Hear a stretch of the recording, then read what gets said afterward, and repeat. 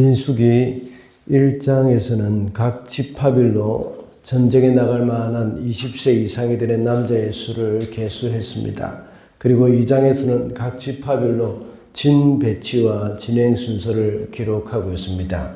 이제 3장과 4장에서는 하나님을 섬겨야 할 레위 사람들의 일을 정해주고 있는 것을 볼 수 있습니다.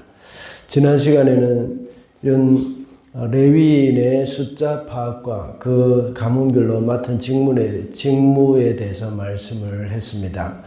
그 중에 게르손 자손은 천막과 휘장을 운반하고 관리했습니다. 그리고 고핫 자손들은 주요 성물들, 또 무라리 자손들은 목재류 등 이렇게 기둥과 같은 것들을 운반하고 관리했습니다. 이런 것을 볼 때에 주를 섬기는 일은 어느 한 가지만 중요한 것이 아니라 모두가 없어서는 안 되는 그런 귀한 일임을 알 수가 있습니다. 이렇게 하는 주님의 일은, 함께 하는 주님의 일은 겉으로 잘 드러나는 일도 있고 무엇보다 귀중히 여김을 받는 일도 있습니다. 그러나 겉으로 드러나지 않지만 중요한 일도 있다고 했습니다. 오늘 본문에서는 레위인이 이스라엘의 모든 장자를 대신해서 하나님께 드렸다는 것을 말씀하고 있습니다. 본래 하나님께서는 이스라엘의 처음 난 자를 대신해서 레위인을 택하시고 하나님의 소유로 삼으셨습니다. 그런데 이스라엘의 처음 난 자들에 비해서 레위인의 숫자가 아주 적었습니다.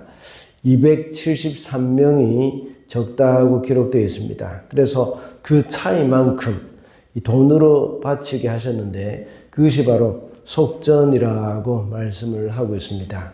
이것을 통해서 우리는 한 생명까지도 소홀히 하지 않으시는 그 하나님의 사랑을 우리가 알 수가 있습니다.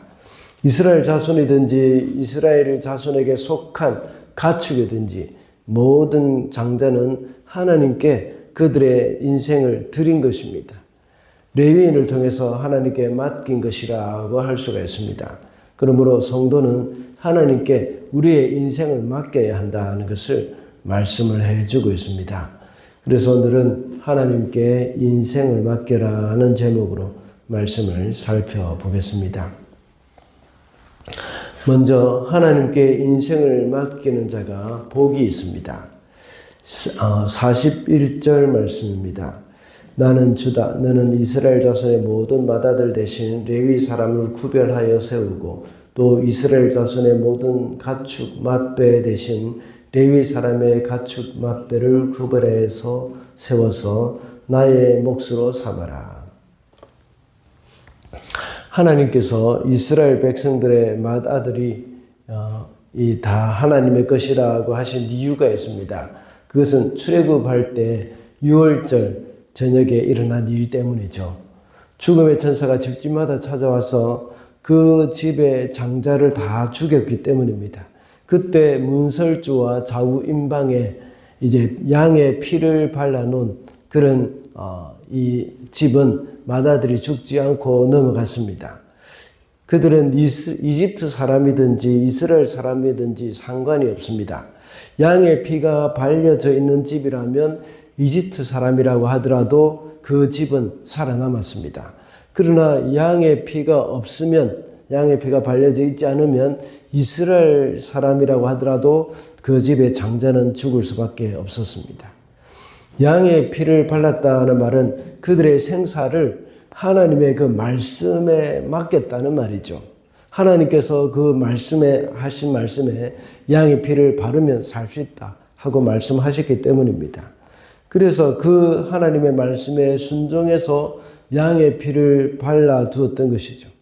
이런 사람들은 살아남게 됐고 하나님께 속하게 되는 복을 받게 된 겁니다. 그래서 이제는 그들의 장자를 하나님께 드림으로 하나님께 그들의 삶을 맡겨야 한다는 겁니다. 이것은 하나님이 그들을 종으로 부려먹기 위한 것이 아닙니다. 그들에게 복을 주기 위한 것이죠. 어떤 방법으로 드린다는 것입니까? 이 레위인을 통해서 하나님께 바친다는 것이죠. 레위인 한 사람 한 사람이 이스라엘 백성들을 대신해서 하나님께 드려진 바가 된다는 그 말입니다. 이렇게 이스라엘 백성들이 말씀에 순종함으로 그들의 인생을 하나님께 맡겼습니다. 그때 장자가 구원받을 수 있었던 것이죠. 이와 같이 우리도 역시 하나님께 우리의 인생을 드림으로 우리는 하나님의 복을 누리게 될 것입니다. 우리의 삶을 어떻게 하나님께 맡길 수 있습니까? 우리의 삶 가운데 내 뜻대로 하는 것이 아니라 하나님의 말씀대로 하나님의 뜻을 구하는 겁니다. 그리고 그 뜻에 순종하는 삶으로 우리 하나님께 우리의 인생을 맡기는 것이죠. 그렇게 할 때 비록 나 자신이 원하는 결과가 나오지 않더라도 감사할 수가 있습니다. 내 인생을 하나님께서 책임져 주시기 때문입니다. 다음으로 예수께서 우리의 대속제물이 되셨기 때문에 우리의 인생을 하나님께 맡겨야 합니다. 45절 말씀입니다. 너는 이스라엘 자손의 모든 맏아들 대신 레위 사람을 구별하여 세우고 이스라엘 자손의 가축 맏배 대신 레위 사람의 가축 맏배를 구별하여 세워라. 레위 사람은 나의 몫이다. 나는 주다. 방금 읽은 45절의 말씀은 앞서 첫 번째 대지에서 인용한 41절의 말씀과 비슷합니다. 첫 번째 대지에서는 이집트에서 문설주와 임방에 피를 바르지 않은 집의 장자는 죽었지만 피를 바른 집의 장자들은 살았다고 했습니다. 그렇기 때문에 장자를 하나님께 바치는데 레위인이 바로 그 장자의 역할을 한다는 의미였습니다. 이번에는 레위인이 하는 역할의 관점에서 좀 볼 필요가 있습니다. 구약의 이스라엘 백성들은 예배를 드릴 때에 성전에 와야 하고 짐승과 같은 그런 제물을 잡아야 했습니다. 그래서 평상시 일을 하는 가운데 주님을 섬기기가 쉽지 않습니다. 항상 이 일을 전담하는 제사장을 비롯한 레위인이 꼭 있어야 했습니다. 이제는 예수 그리스도의 대속의 십자가로 인해서 우리는 모든 구약의 이런 종교적인 의무에서 해방이 되었습니다. 이제는 그리스도 안에서 자유를 얻었습니다. 그래서 더 이상 구약의 레위인과 같은 구별된 사람이 있을 필요가 없습니다. 다만 이제 우리가 레위인이 되었고 우리가 구별된 사람이 되어진 겁니다. 과거에는 레위인이 대신해서 모든 예배 일을 했습니다. 그렇지만 우리가 직접 이제는 하나님께 나아갈 수 있는 영적인 레위인이 되었습니다. 누구나 일상생활을 통해서도 하나님께 나아갈 수 있게 되었습니다. 그래서 우리는 하나님께 우리의 인생을 드리게 된 것이죠. 그래서 우리의 일상이 예배가 되어야 합니다. 그리고 언제든지 때를 따라 돕는 은혜를 얻기 위해서 지성소에 담대히 나아갈 수 있게 되었습니다.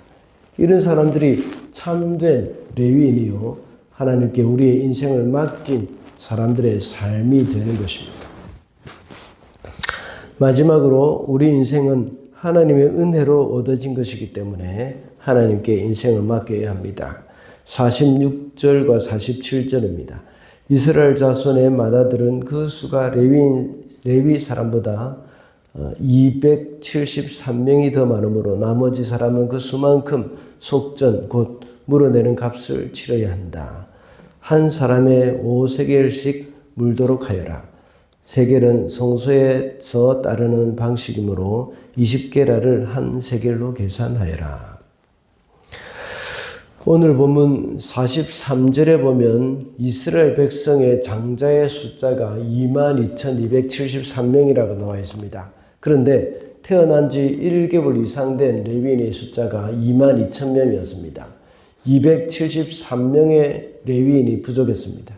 그래서 이 부족한 숫자에 대해서 한 사람당 5세겔씩 내어야 한다고 말하고 있습니다.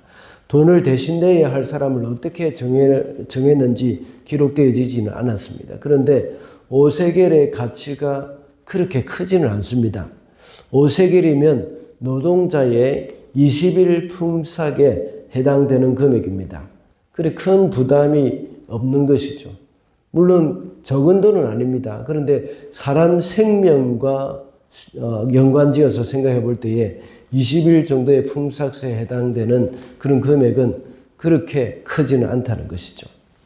하나님께서는 레위인으로 대속하지 못한 그 장자의 생명의 대가로 노동자 20일치의 금액만 요구하신 것입니다.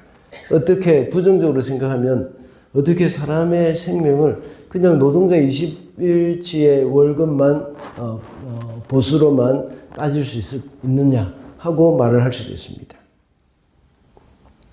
그러나 이 오세겔이 우리에게 주는 의미는 구원받는 것이 마치 자신의 땀 흘린 대가가 아니라 전적인 하나님의 은혜라는 것을 강조한다는 의미입니다. 하나님께서는 이렇게 적은 금액으로도 한 사람이라도 더 구원하려고 하는 그 하나님의 사랑이 여기에 담겨 있는 것입니다. 그와 같이 오늘날 우리가 구원받은 것도 역시 나의 행위가 그것이 공로가 되는 것이 아니라는 말입니다. 전적으로 그리스도의 대속의 죽음을 통한 그 은혜로 이루어진 것입니다. 우리가 하나님께 우리의 인생을 맡기는 것은 억지로나 의무감으로 하는 일이 아닙니다. 하나님이 주신 그 은혜에 감사하여서 드리는 우리의 헌신이라고 할 수 있습니다. 그러므로 날마다 주님과 동행하면서 우리의 인생을 주님께 맡겨드리는 삶을 살아야 하겠습니다. 말씀을 맺겠습니다. 오늘은 하나님께 인생을 맡겨라는 제목으로 말씀을 살펴봤습니다. 하나님께 인생을 맡기는 것이 복이기 때문이라고 했습니다. 그리고 예수께서 우리의 대속제물이 되셨고 우리의 인생은 하나님의 은혜로 얻은 것이기 때문에 우리의 인생을 하나님께 맡겨야 한다고 했습니다. 오늘도 우리의 인생을 하나님께 맡기는 그런 복된 삶을 살아가는 저와 여러분이 되시기를 바랍니다.